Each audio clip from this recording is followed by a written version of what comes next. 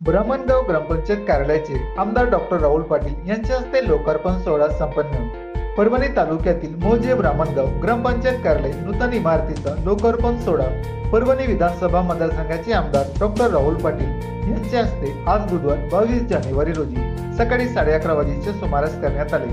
यावेळी माजी मंत्री तथा माजी आमदार सुरेशराव वरपुडकर, जिल्हा परिषद अतिरिक्त मुख्य कार्यकारी अधिकारी रश्मी खांडेकर, उपमुख्य कार्यकारी अधिकारी ओमप्रकाश यादव, उपमुख्य कार्यकारी अधिकारी संदीप गोंसीकर, गट विकास अधिकारी दीपा बाबर, कार्यकारी अभियंता DS उड्डाणशिवे, उप अभियंता सोन कांबळे, शाखा अभियंता अण्णासाहेब तोडे आदींची प्रमुख उपस्थिती होती। या उद्घाटन समारंभाचे आयोजन ग्रामपंचायत ब्राह्मणगावचे सरपंच सो गीता दगडूअप्पा काळदाते, ग्रामपंचायत अधिकारी तुकाराम साके, उपसरपंच ज्ञानेश्वर विश्वनाथ काळदाते आदींच्या वतीने करण्यात आले।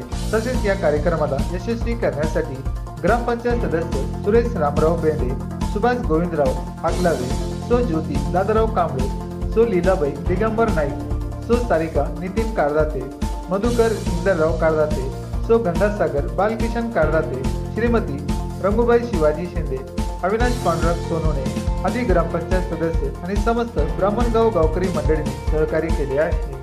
प्रतिक्रिया अशी आहे की आम्ही ज्यावेळेस ग्रामपंचायत सुरुवातीला या ठिकाणी आलो त्यावेळेस आमची 10 बाय 10ची आणि खूप जुनी ग्रामपंचायत होती। ग्रामपंचायतचा कारभार पाहता मध्ये बसायला सुद्धा खुर्च्या नव्हत्या।